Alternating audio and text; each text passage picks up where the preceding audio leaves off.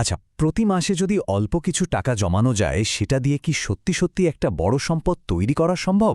অনেকেই এটা ভাবেন। তো আজকের আলোচনায় আমরা ঠিক এই ব্যাপারটাই দেখব, একদম ধাপে ধাপে। চলুন তাহলে শুরু করা যাক। একবার ভাবুন তো, প্রতি মাসে মাত্র ৫,০০০ টাকা করে যদি জমানো হয়, ১০ বছর পর সেটা কোথায় গিয়ে দাঁড়াতে পারে? হ্যাঁ, এই প্রশ্নটা নিয়েই আমরা আজকে কথা বলবো আর দেখব কিভাবে একটা স্মার্ট প্ল্যানিংয়ের মাধ্যমে এই ছোট টাকাই একটা বেশ বড় ফান্ড হয়ে উঠতে পারে। পুরো ব্যাপারটা সহজে বোঝার জন্য চলুন আমরা একটা উদাহরণ দেখি। ধরুন রাহুলের কথা। রাহুল আমাদের মতোই একজন সাধারণ বিনিয়োগকারী।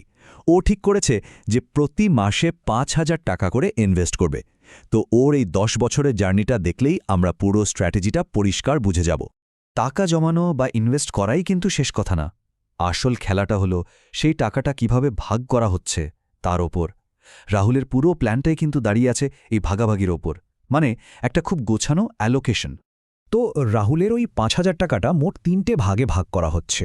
দেখুন, ৪০% মানে প্রায় অর্ধেক টাকা যাচ্ছে পোর্টফোলিওকে স্টেবল বা স্থিতিশীল রাখার জন্য, আর বাকি ৬০% সেটা ভাগ করে দেওয়া হচ্ছে মিডিয়াম আর লং টার্ম গ্রোথের জন্য। আসলে এই যে রিস্ক আর রিটার্নের মধ্যে একটা ব্যালেন্স তৈরি করা, এটাই কিন্তু একটা ভালো পোর্টফোলিওর আসল কথা। এবার যদি টাকার অঙ্কে দেখি, মোট ৫,০০০-এর মধ্যে ২,০০০ টাকা রাখা হচ্ছে ক্যাপিটাল প্রোটেকশনের জন্য, মানে মূলধনটা যাতে সুরক্ষিত থাকে। বাকি যে ৩,০০০ থাকলো তার মধ্যে ১,৫০০ যাচ্ছে একটা ব্যালেন্সড গ্রোথের দিকে, আর শেষ ১,৫০০ লং টার্মের সম্পদ তৈরির জন্য। মানে বুঝতেই পারছেন, প্রত্যেকটা ভাগের একটা নির্দিষ্ট আর খুব গুরুত্বপূর্ণ কাজ আছে। তাহলে এই যে ৩টে ভাগ বা ৩টে স্তম্ভের কথা বললাম, চলুন এবার এগুলোকে একটু ভেঙে দেখি। মানে এই ৩টে ফান্ড আসলে কি, আর রাহুল কেন ঠিক এভাবেই টাকাটা ভাগ করল সেটা একটু ডিটেলে বুঝি। প্রথম আর সবচেয়ে বড় পিলারটা হলো স্টেবিলিটি বা স্থিতিশীলতা। ভাবুন, একটা বাড়ি বানাতে গেলে যেমন একটা শক্ত ভিত দরকার, ঠিক তেমনি একটা ভালো ইনভেস্টমেন্ট পোর্টফোলিওর জন্য একটা মজবুত বেস লাগে। আর এই কাজটাই করে ডেট ফান্ড। মানে সহজ কথায় বলতে গেলে ডেট ফান্ডে রিস্ক অনেক কম। মার্কেট উঠুক বা নামুক, এর উপর খুব বেশি প্রভাব পড়ে না। এখান থেকে বছরে প্রায় ৬-৭% মতো একটা স্টেডি রিটার্ন আশা করা যায়। এতে আসল টাকাটা সুরক্ষিত থাকে। যেমন ধরুন, রাহুল এখানে এইচডিএফসি শর্ট টার্ম গেট ফান্ডের মতো একটা ফান্ড বেছে নিয়েছে।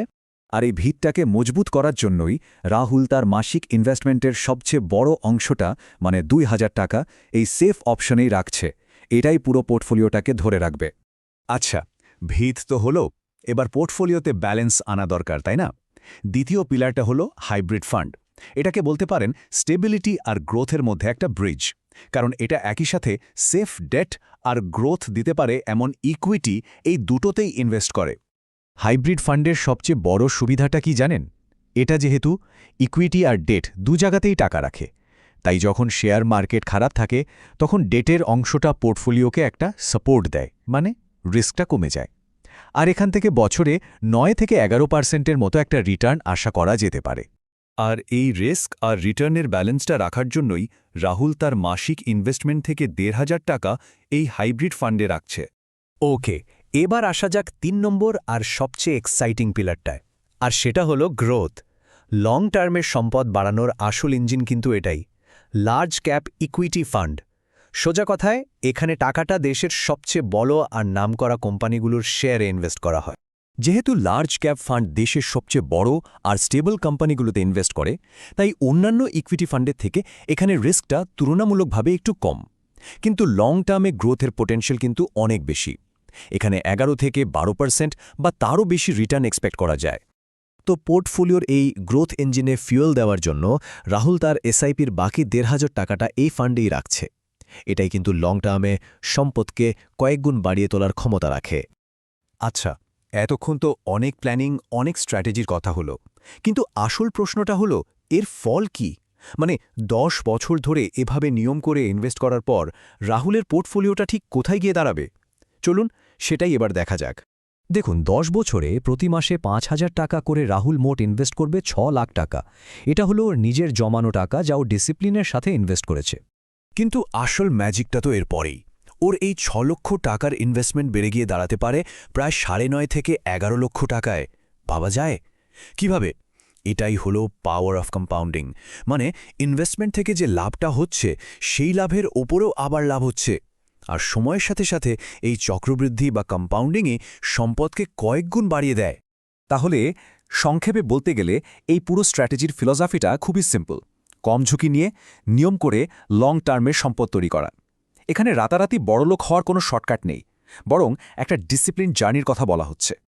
শুধু স্ট্র্যাটেজি জানলেই কিন্তু সবটা হয় না, এই ইনভেস্টমেন্টের জার্নিতে সফল হতে গেলে কয়েকটা জরুরি নিয়মও মেনে চলতে হয়। চলুন সেই নিয়মগুলো কি একবার দেখে নেওয়া যাক।